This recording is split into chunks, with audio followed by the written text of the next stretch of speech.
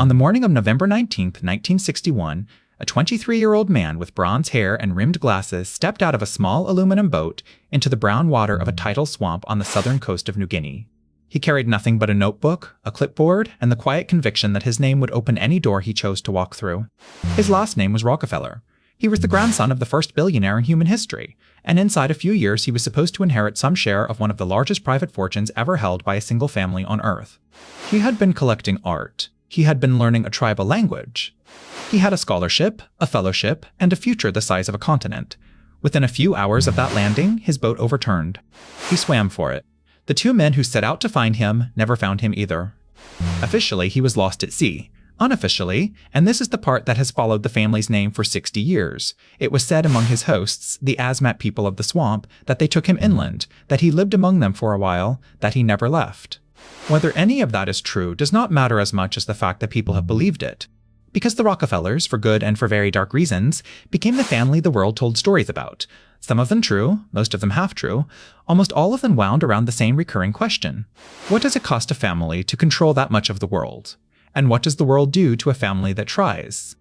To answer that question, you have to go back to the beginning, to a boy born in 1839 in a town so small it does not appear on most maps, the son of a man who sold things nobody needed and a mother who prayed more than she spoke. The father was named William Avery Rockefeller, and even then, even before there was any fortune worth hiding, he had the gift and the curse of being able to persuade anyone of anything. He sold patent medicines. He called himself doctor. He moved his family across upstate New York chasing debts, and he left early, often, for stretches of time that nobody in the household liked to talk about. The boy's mother, Eliza, raised him and his siblings on a discipline that looks almost cruel to modern eyes. A chore list on the kitchen wall, a nickel for every chore done, a fine for every chore skipped, and a sermon afterward about how a man without a ledger was a man without a spine. The boy was quiet, slight, and afraid of darkness until he was 7. He kept his first little ledger at 12. By the time he was 16, he had walked 20 miles in the snow to find work in Cleveland, and he took a job as an assistant bookkeeper for $3 a week. That boy was John D. Rockefeller, and the story of the modern American dynasty begins with him bending over a ledger under a kerosene lamp. Cleveland in the 1850s was the right city for a boy like that. It was loud, ugly, full of smelting works and slaughterhouses, and shaped like a port, meaning everything that mattered moved through it, including, soon enough, oil. In 1859, in a place called Titusville, Pennsylvania, a man named Edwin Drake drilled a hole into the ground, and the modern petroleum industry came up with him. Within 4 years, Rockefeller had scraped together enough capital, savings, and borrowed nerve to take a position in a small Cleveland refinery with a partner named Maurice Clark and a British-born mechanic named Samuel Andrews. By 1870, on January 10th, he and his partners officially incorporated a new company. They called it Standard Oil. It was a small thing then. A single refinery, a few wagons, a handful of customers, and a name that suggested something boring. Standard. Reliable. Ordinary. None of those words would apply to the next 20 years of his life. What followed is one of the most aggressive consolidations in the history of American business, and it is worth pausing on it because most people say the word monopoly as if it were a kind of impersonal force, when really it was a series of thousands of small decisions made by one man with a ledger in his pocket. Rockefeller secured secret railroad rebates that gave him a transportation cost his competitors could not match. When a rival refinery would not sell, he would cut the price of his oil in not one city until the rival bled out and begged to be bought at a fraction of its true worth. When a rival still would not sell, he would do it again and again, until the rival's wife came to the office to sign the deed just to make the suffering stop. By the early 1880s, he controlled roughly 90% of the refined petroleum in the United States. By 1890, he had reorganized it all under one holding company, and from that holding company, everything else in his life would eventually descend. And here is the part the ledgers do not show. He tithed. He prayed. He wrote sermons for his Sunday school class in Cleveland, and it was widely reported that he gave away dimes to children who could recite one. He refused to take a salary above a certain ceiling. He wore the same coat for 9 years. He did all this while buying and burying his rivals, and if that sounds impossible to you, you have just walked into the central paradox of his life. It is easier, in some ways, to be ruthless when you believe you are righteous, and John D. Rockefeller believed he was righteous. He believed that God had given him the oil business so that he could one day give the money back. He believed this in the morning when he was carving up a competitor's market share, and he believed it again on Sunday when he was teaching a class of 12-year-olds. There was no daylight between the two beliefs. That is the first warning sign that the family would carry forward for 100 years. The wealth grew into something no one in Cleveland had ever seen, let alone imagined. By the early 1900s, he was reported to be the richest man in the world, with a fortune estimated at this remove to be the equivalent of several $100 billion in today's money. He bought a patch of land north of New York City in Pocontito Hills, a stretch of high ground above the Hudson River where the air was thin and the foliage ran heavy all the way down to the water. There he built what would become the family's principal seat, a stone and brick mansion they called Kikuit. Over the years, the house expanded to roughly 40 rooms, with terraced gardens that stepped down the hill like a staircase cut into the landscape, an indoor swimming pool, an outdoor theater, a coach house filled with carriages he never used, and 2 wings built specifically to hold the art he was beginning to collect on a scale that no private American family had ever tried before. The architect was a young man named Chester Holmes Aldrich, working with another named William Adams Delano, and the interiors of the main floor were later finished by Ogden Codman Jr., a man known for cleanup and discipline rather than fantasy. The rooms were long, the ceilings were high, the wood was deep. 5 fireplaces on the main reception floor alone. 20-foot windows that looked out over a landscape John D. had bought piece by piece so that no one else could ever build a thing he could see from his breakfast table. Kikuit, in the end, was not really a house. It was a declaration. It said, "This land is mine, this view is mine, this family will be here in 100 years, and you would do well to remember it." He had 5 children. 4 of them, including his only son, John D. Jr., would inherit pieces of the fortune. By the time Jr. came of age, the family was already famous enough to be hated by people they had never met, and Jr., by all accounts, felt the weight of that hatred the way a man feels a change in the weather before anyone else has noticed. He built his own estate in Manhattan, a townhouse on 54th Street known as the Eastern Parkway House, 9 stories tall in some of its internal descriptions, with rooms so grand that its neighbors had to put up curtains. He built dormitories and let his father pay for them. He funded a ballet company. He funded a museum. He married Abigail Green Aldrich, daughter of a senator from Rhode Island, and a woman who, in many accounts of the family, was the first real modern artist any of them had ever loved with their own hands. She collected paintings that her husband felt were crude and embarrassing. He collected an instinct, inherited from his father, that control was the same thing as care. They argued for the rest of their marriage, quietly, in the long silences of a 55-room house. For decades, though, none of this was visible to the wide public. From the outside, the Rockefellers were the family you could trust with your conscience. They funded yellow fever cures in the American South. They rebuilt the University of Chicago from a single broken building into one of the great research institutions of the country. They paid for the cloisters in Upper Manhattan, for the cloisters' medieval stonework, for the transplant surgeries that began to look routine in the 1950s, only because they had quietly paid for the laboratories decades earlier. In those years, to be compared to a Rockefeller was to be told you had made the world slightly better, and you had done it without losing anything important. And yet, the cracks were spreading, and the people closest to them could feel it. Junior was drinking too much at lunch. His wife was suffering through a nervous collapse the family refused to talk about. The 2 eldest daughters, who had been raised with the expectation that they would marry well and be quiet about it, were quietly unhappy in ways the ledgers could not count.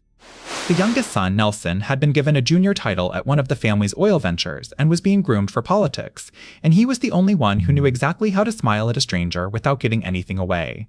By the late 1910s, in the years that led into the worst single day of the family's public life, they were no longer one family. They were a guild.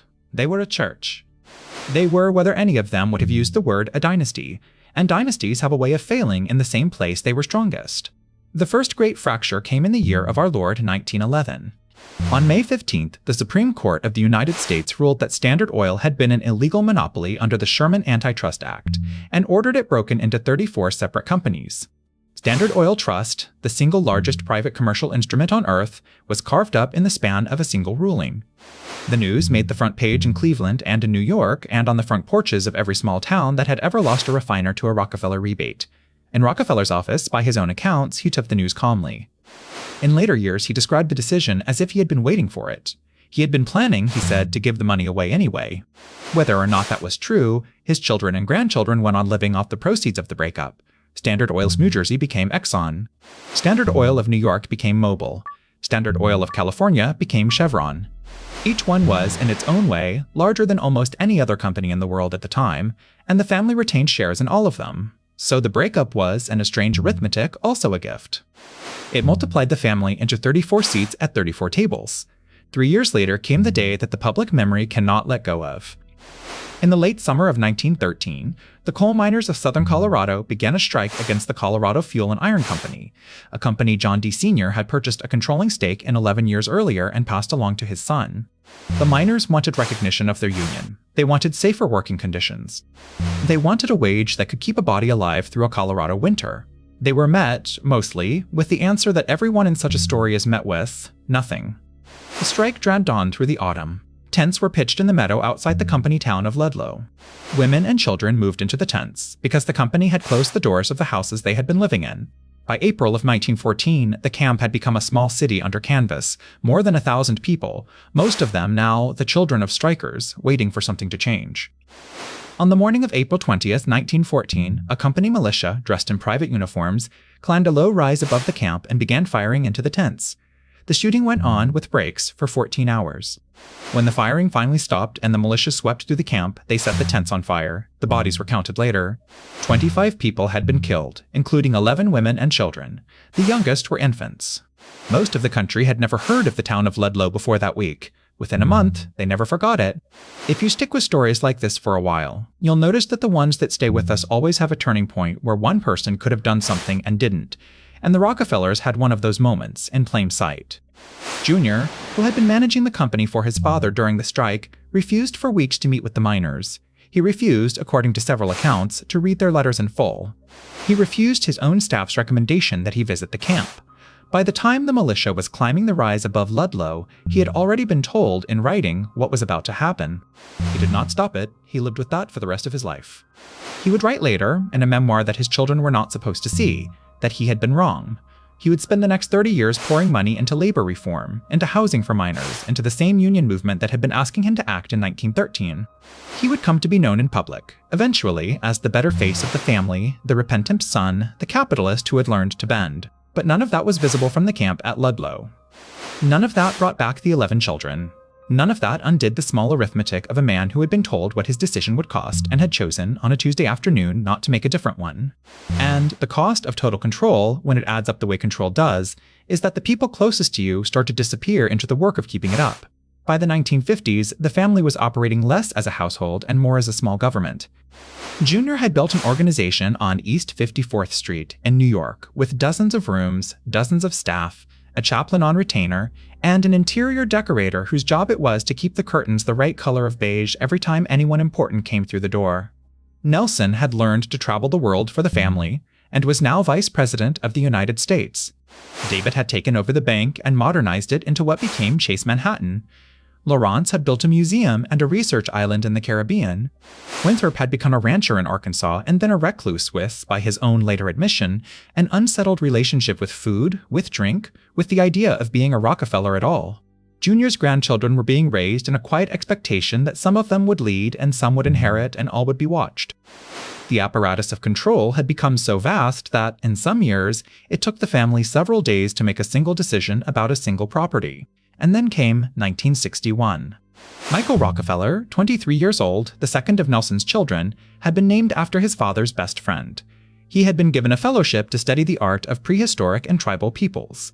He had already shipped several collections of carvings and masks back to his father, who had been building the family collection at Kikowit and at the Museum of Primitive Art in New York. He was in New Guinea in November to collect, photograph, and trade for a set of wooden shields and ancestor figures from the Asmat, a coastal people whose carving traditions were just beginning to be studied by outsiders. He had been warned about the tides. He had been told to travel with at least one other boat. He traveled, that day, in a single canoe with 2 local men.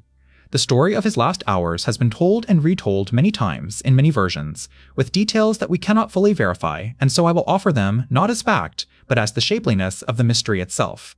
The motor on the outrigger failed in a tidal bore. The boat capsized in brown water half a mile from shore. He was a strong swimmer. Accounts at the time report that he swam toward land with one of his companions for what may have been hours. The other man turned back. He did not. The rescue party, sent over several days, found nothing. The boat was found, and that was nearly all. The Rockefeller family retained the lawyers and the pilots for years. They sent expeditions back into the swamp. They paid for translators. They funded missionary hospitals in the region, in part, by some accounts, because they wanted eyes in the country for as long as the eyes could be useful. If you enjoy these kinds of hidden histories, the ones that don't get tidied up in history books, you can find more of them by following along here. There's something about a story that refuses to end neatly that I think most people find genuinely hard to walk away from, and the next part of this one has the same quality. What was true was that a young man who should have inherited everything that mattered in 20th century America went into a brown river and did not come back. What was also true was that the family, in the months and years that followed, did what dynastic families do when they cannot stand the silence. They built a story that almost held.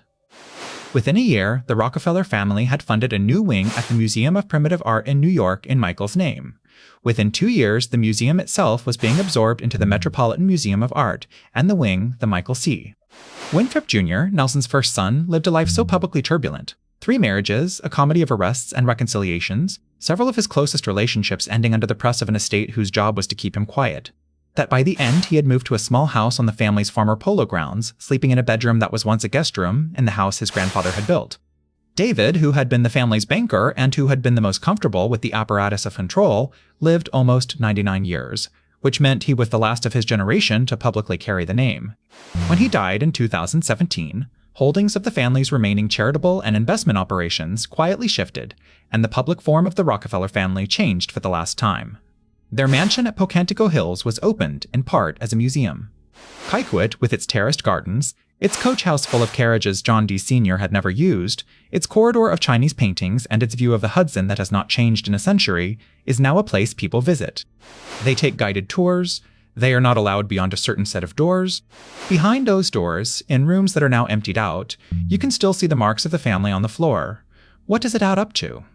That is the harder question, because here is the unarguable fact. The Rockefellers did not fall. They were never foreclosed on. They were never forced to sell. They were not, in any conventional sense, ruined. They built a fortune at the turn of the 20th century, and they turned much of it into good in the late 20th century. Their philanthropy funded the discovery of vaccines, the rebuilding of universities, the survival of certain species of birds, the founding of institutions that are still running. If you measure a life in what he or she gave away, John D. Sr. might be the most generous man who ever lived. And once, on a Tuesday morning in 1961, a Rockefeller stepped into brown water with a backpack and a notebook, and the family spent the rest of the century trying to decide whether the swamp had taken him, or whether he had finally done the only thing no Rockefeller had been allowed to do since the first one made his first dollar: walk away from him. The view of the Hudson from the terrace at Kikuit is still beautiful. The art is still installed in the rooms. The cellar where the wine was stored is still cold. If you go there today, you will be told, with respect, that you may not photograph the interiors. You will be told, with care, that this was the house of a man who gave away almost everything. You will not be told on the tour about the morning in 1914 when 11 children died in tents. You will not be told in the museum shop about the swamp at Asmat. You will not be told that the family that lived in this house was, by the end of the century, no longer willing to eat dinner with itself. But the ledgers will tell you that, if you go and stand long enough in the right rooms, the way a man once stood in his office on Euclid Avenue in Cleveland with a pencil in his hand and a prayer in his pocket, and a country he was in the middle of remaking, what you do with that is your own. The Rockefellers are no longer here to tell you how.